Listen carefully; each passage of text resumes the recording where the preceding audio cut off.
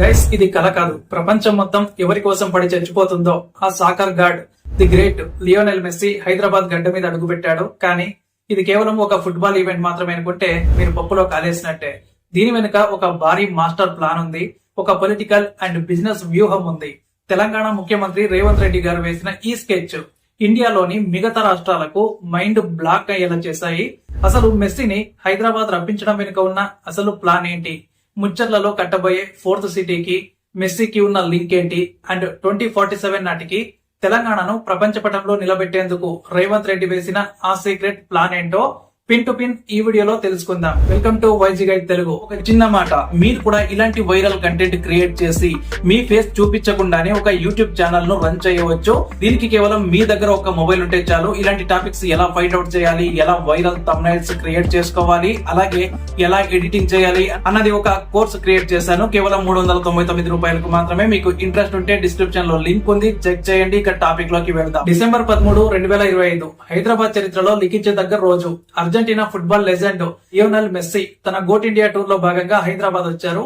Uppal stadium దద్దరిల్లిపోయింది. కానీ ఇక్కడ మనం గమనించాల్సిన విషయం ఒకటే, మెస్సీ షెడ్యూల్లో మొదట అహ్మదాబాద్ పేరు వినిపించింది, కానీ చివరి నిమిషంలో సీన్ హైదరాబాద్ కి మారింది. ఇక్కడే రేవంత్ రెడ్డి గారి మార్క్ కనిపిస్తోంది. కేవలం ఒక గెస్ట్ లా వచ్చి వెళ్లడం కాదు, స్టేడియంలో ముఖ్యమంత్రి రేవంత్ రెడ్డి గారితో కలిసి Messi 7 years side friendly match ఆడారు. ఒక సీఎం, ఒక వరల్డ్ లెజెండ్ పక్కపక్కన నిలబడి బాల్ కిక్ చేస్తుంటే ఆ విజువల్స్ ప్రపంచవ్యాప్తంగా వైరల్ అయ్యాయి. అండ్ ఆ తర్వాత పలక్నుమా ప్యాలెస్ లో జరిగిన మీటింగ్, అది కేవలం డిన్నర్ కాదు, అక్కడ జరిగిన చర్చలే ఇప్పుడు తెలంగాణ ఫ్యూచర్ ని డిసైడ్ చేయబోతున్నాయి. రేవంత్ రెడ్డి గారు మెస్సీని కేవలం ఒక ప్లేయర్ లా చూడలేదు, తెలంగాణకు ఒక గ్లోబల్ బ్రాండ్ అంబాసిడర్ గా చూశారు. అసలు మెస్సీ లాంటి ఇంటర్నేషనల్ ఐకాన్ ని రేవంత్ రెడ్డి ఎందుకు టార్గెట్ చేశారు? దీని వెనుక ఉన్న లాజిక్ చాలా సింపుల్ కానీ పవర్ఫుల్ గా ఉంటుంది. అదే తెలంగాణ రైజింగ్ 2047. ఒకసారి ఆలోచించండి, దుబాయ్, ఖతార్, సౌదీ అరేబియా, ఈ దేశాలన్నీ రాత్రికి రాత్రే ప్రపంచం దృష్టిని ఎలా ఆకర్షించాయి? Answer is sports. ఎస్, దీన్నే స్పోర్ట్స్ డిప్లొమసీ అంటారు. రేవంత్ రెడ్డి గారు సరిగ్గా ఇదే ఫార్ములాను ఫాలో అవుతూ ఉన్నారు. తెలంగాణను, ముఖ్యంగా హైదరాబాద్ ని నెక్స్ట్ గ్లోబల్ సిటీగా మార్చాలంటే మనకు కావాల్సింది కేవలం బిల్డింగ్లు, ఫ్లైఓవర్లు మాత్రమే కాదు, గ్లోబల్ అటెన్షన్ కూడా కావాలి. మెస్సీకి ఇన్స్టాగ్రామ్ లో 500 మిలియన్లకు పైగా ఫాలోవర్స్ ఉన్నారు. ఆయన ఒక్క ఫోటో పెడితే ప్రపంచంలోని ఇన్వెస్టర్లు, పెద్ద పెద్ద కంపెనీలు ఆ ప్రదేశం వైపు చూస్తాయి. రేవంత్ రెడ్డి గారు మెస్సీని తెలంగాణ బ్రాండ్ అంబాసిడర్ గా ప్రాజెక్ట్ చేయడానికి ఇదే మెయిన్ కారణం.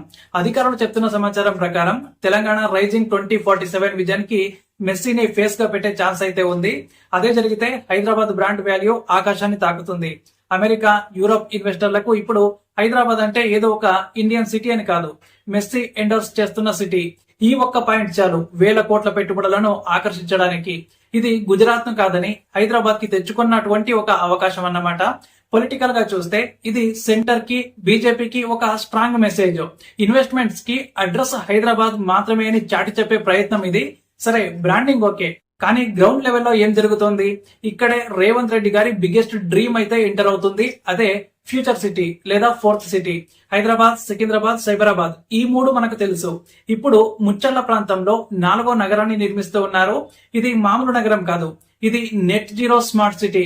ఈ ఫ్యూచర్ సిటీలో ప్రధాన ఆకర్షణ ఏంటి అంటే young India sports university. Messi రాకకు ఈ యూనివర్సిటీకి చాలా దగ్గర సంబంధం ఉంది. ఇండియాలో ఒలింపిక్స్ జరగాలనేది కేంద్రం ప్లాన్ అయితే ఆ వేదిక హైదరాబాద్ లోనే కావాలనేది రేవంత్ పట్టుదల. మెస్సీ లాంటి లెజెండ్స్ తో టైఅప్ అవ్వడం వల్ల ఈ స్పోర్ట్స్ యూనివర్సిటీకి అంతర్జాతీయ గుర్తింపు వస్తుంది. అర్జెంటీనా ఫుట్బాల్ అసోసియేషన్, ఏఎఫ్ఏ లాంటి సంస్థలతో అకాడమీలు ఏర్పాటు చేసే అవకాశం కూడా ఉంటుంది. అండ్ తెలంగాణ యువతకు వరల్డ్ క్లాస్ ట్రైనింగ్ ఇక్కడే మన మట్టిలోనే దొరుకుతుంది. అండ్ ముచ్చర్ల కేవలం స్మార్ట్ సిటీ భూములు మాత్రమే కాదు, రేపటి హెల్త్ అండ్ స్పోర్ట్స్ క్యాపిటల్ కూడా. అక్కడ ఆర్టిఫిషియల్ ఇంటెలిజెన్స్, ఏఐ హబ్ కూడా రాబోతోంది. ఇప్పుడు దానికి తోడు స్పోర్ట్స్ హబ్ కూడా జత కలిసింది. మెస్సీ రాకతో ఈ ప్రాజెక్ట్ కి గ్లోబల్ ఇన్వెస్టర్ల నుంచి ఫండింగ్ రావడం ఈజీ అవుతుంది. అంటే ఒకే దెబ్బకు 2 పిట్టలన్నమాట. అటు స్పోర్ట్స్ డెవలప్మెంట్, ఇటు సిటీ ఇన్ఫ్రాస్ట్రక్చర్ డెవలప్మెంట్. దీన్ని మనం కేవలం స్పోర్ట్స్ కోణంలోనే చూడకూడదు, ఇది పక్కా political and economic master stroke అన్నమాట. గతంలో ఐటీ అంటేనే చంద్రబాబు నాయుడు గారు అనేవారు. ఆ తర్వాత కేసీఆర్ గారు ఎలా తమ ముద్ర వేశారో ఇప్పుడు ఫ్యూచర్ సిటీ అండ్ స్పోర్ట్స్ ద్వారా రేవంత్ రెడ్డి గారు కూడా తనదైన మార్క్ అయితే వేయాలనుకుంటున్నారు. ప్రతిపక్షాలు, ముఖ్యంగా బీఆర్ఎస్ అండ్ బీజేపీ ఈ ఈవెంట్ ఖర్చుల మీద విమర్శలు చేస్తూ ఉన్నాయి. సింగరేణి నిధులు మళ్లించారని, ప్రజాధనం వృధా అంటున్నారు. కానీ ఎకనామిక్ ఎక్స్పర్ట్స్ మాట వేరు. బ్రాండింగ్ కి పెట్టేది ఖర్చు కాదు, అది పెట్టుబడి, ఇన్వెస్ట్మెంట్. ఈవెంట్ కోసం పెట్టిన కొన్ని కోట్లు రేపు ఫ్యూచర్ సిటీలో వచ్చే లక్షల కోట్ల పెట్టుబడులకు గేట్ పాస్ లాంటివి. ఆపిల్, గూగుల్, అమెజాన్ లాంటి కంపెనీలు ఆల్రెడీ ఇప్పటికే హైదరాబాద్ లో ఉన్నాయి. ఇప్పుడు స్పోర్ట్స్ అండ్ ఎంటర్టైన్మెంట్స్ రంగాల్లో కూడా పెద్ద పెద్ద కంపెనీలు ముచ్చాల వైపు చూస్తూ ఉన్నాయి. పైగా రాహుల్ గాంధీ కూడా మెస్సీని కలవడం, జెర్సీ ఎక్స్చేంజ్ చేసుకోవడం మనం చూసాం. సో ఇది కాంగ్రెస్ పార్టీకి నేషనల్ లెవెల్లో యూత్ కనెక్ట్ అవ్వడానికి కూడా ఒక బ్రిడ్జ్ లాగా ఉపయోగపడుతుంది. సో రేవంత్ రెడ్డి గారి ప్లాన్ లో పాలిటిక్స్ లేవని చెప్పలేం, కానీ ఆ పాలిటిక్స్ వల్ల స్టేట్ కి మేలు జరిగితే తప్పలేదు కదా. ఫైనల్ గా ఒక మాట, మెస్సీ వచ్చాడు, ఆడాడు, వెళ్ళాడు అని మనం అనుకుంటే అది న్యూస్ మాత్రమే అవుతుంది. కానీ మెస్సీ రాకతో ఒక సామాన్య మధ్యతరగతి పిల్లాడు కూడా నేను గ్లోబల్ స్టార్ ని అవ్వగలను అని కలగనగలిగితే అది విజయం. రేవంత్ రెడ్డి గారి ఈ మాస్టర్ ప్లాన్ వర్కౌట్ అయితే రాబోయే 5 ఏళ్లలో హైదరాబాద్ లో రూపురేఖలు మారిపోతాయి. అండ్ ముచ్చర్ల మరో మ్యాన్ హంటన్ అవుతుంది. తెలంగాణ బిడ్డలు ఒలింపిక్స్ లో పథకాలు సాధిస్తారు.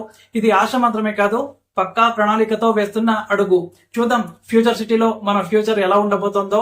మీకేమనిపిస్తుంది? మెస్సీని బ్రాండ్ అంబాసిడర్ గా పెట్టడం వల్ల తెలంగాణకు నిజంగా లాభం జరుగుతుందా, లేదా ఇది కేవలం పబ్లిసిటీ స్టంటా?